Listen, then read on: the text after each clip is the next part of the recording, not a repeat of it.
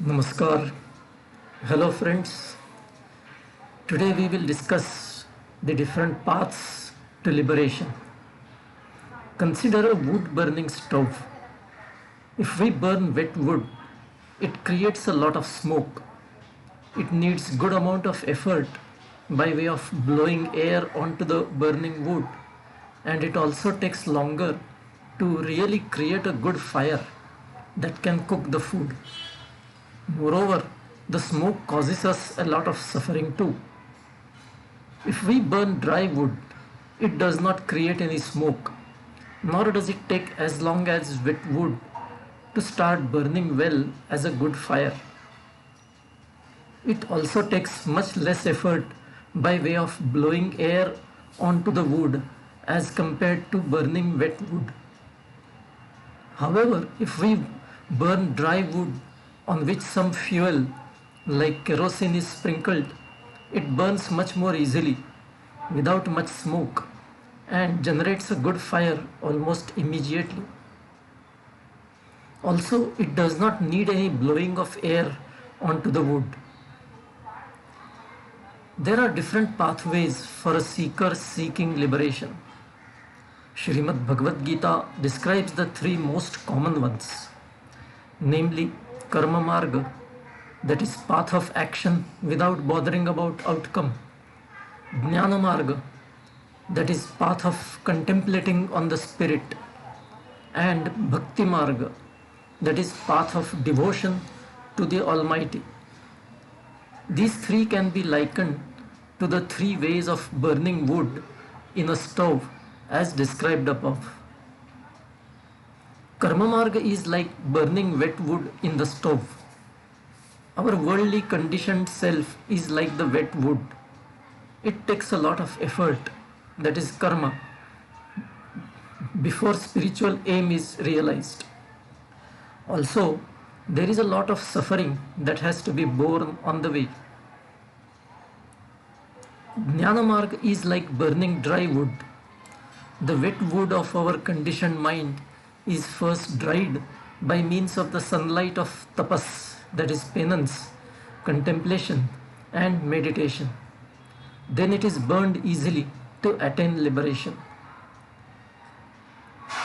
Bhakti Marg is like burning dry wood on which some ghee, that is clarified butter, is sprinkled. Ghee sounds better than kerosene when talking about spirituality proper. The wet wood of our conditioned mind is dried by means of a heartfelt surrender to the Creator, and then it is put into the stove.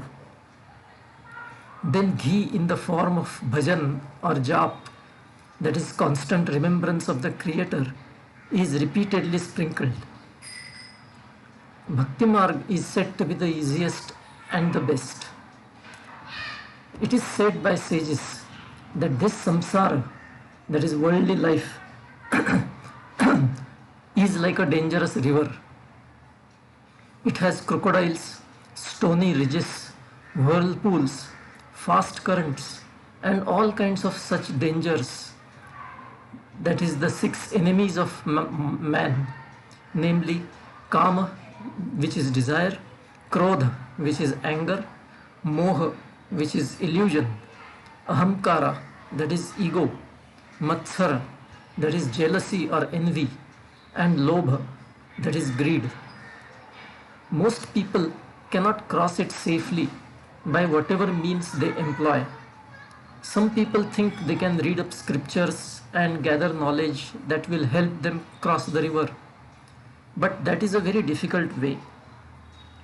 It is like trying to swim through a dangerous river on the basis of an overconfidence in one's skills, strength, and ability. But then one is very likely to get drowned in a whirlpool, or get eaten up by crocodiles, etc., or get badly tossed up and down. The only way one can cross the dangerous samsara river safely is by adopting Bhakti Marga, and a Sadguru is the best medium that helps a disciple to get on to Bhakti Marga. He knows the dangers in the river and the dangerous spots. He accordingly leads the disciple first to a safer spot along the bank from where crossing the river is easier and safer. The length of the distance that a disciple will have to travel along the bank will vary from person to person depending on his location. In other words, it is like a preliminary preparatory phase, and its duration is decided on the basis of the intensity of the disciple's desire, his perseverance in sadhana, that is meditation, and his purva sukruta, that is past good deeds. Once the Guru sees that the disciple has now reached the right spot on the bank, he will then give the right upadesha, that is counsel or preaching, which is like a boat, sitting in which the disciple can comfortably and safely cross the river. Spiritual practice is more important than theory. A person may read a lot of literature on spirituality and may be able to hold forth expertly on all the various principles and principles of spirituality. He may even be able to argue the case of spirituality by drawing metaphoric parallels with the physical phenomena. But does that by itself lead him to attain the true spiritual goal of self-realization? Can one reach the other bank of the river by simply reading a book on learn swimming without actually jumping into the water and practicing swimming? Not likely. Only theoretical knowledge of spirituality can in fact give one dambha bhava, that is a false sense of spiritual superiority that can impede one's progress towards the real goal. So, to attain the real spiritual goal, one must back the theoretical knowledge with practice. What is this spiritual practice? Establishing a durable vairagya bhav, that is detached attitude, is one of the most important practical exercises in the spiritual pursuit. Let me hasten to add, vairagya bhav does not mean going into forest by leaving home and family. In fact, simply leaving home one fine day and going into the forest, but still going on thinking about sense pleasures and family attachments is of no use in spiritual pursuit.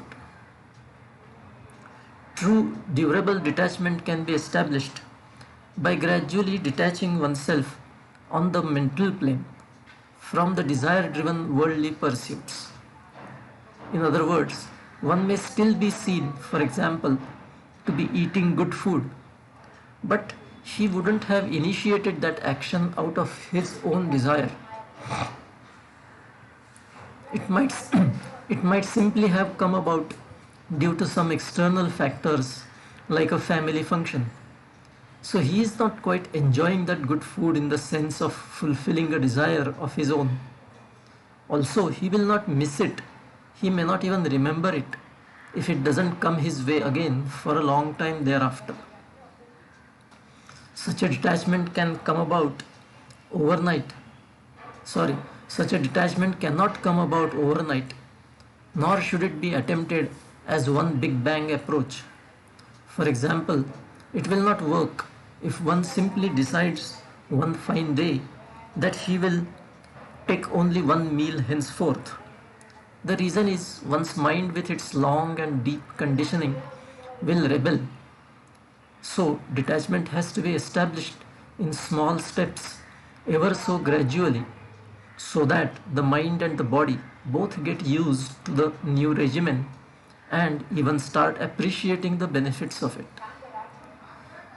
The seed of detachment sown in the mind grows into a spiritual plant, finally bearing the fruit of self-realization, the state of Satchit Ananda, that is eternal, blissful, pure consciousness.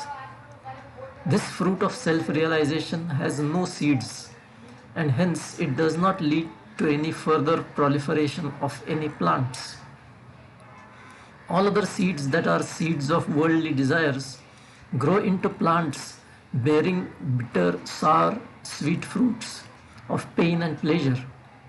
Moreover, these fruits have seeds that cause further proliferation of similar plants of desire. The other practical spiritual exercise consists of accommodating as much of meditation, company of spiritually inclined people, and reading of holy spiritual literature in one's daily routine as possible. This helps the seeker in keeping away from the worldly thoughts, and that will lead to establishment of true detachment in the seeker's mind. True detachment has a primacy of place in the spiritual pursuit. The revered Sant Shri Jnaneshwar Maharaj lays a great emphasis on it. He says that it is the bedrock of spirituality, and without it, one is quite likely to lose one's way and fall back into the worldly ways. He exhorts that one who cannot control sense desires, especially those relating to food, and likes to sleep a lot, can never attain the spiritual goal. I will stop here today. Until next time, bye. Take care.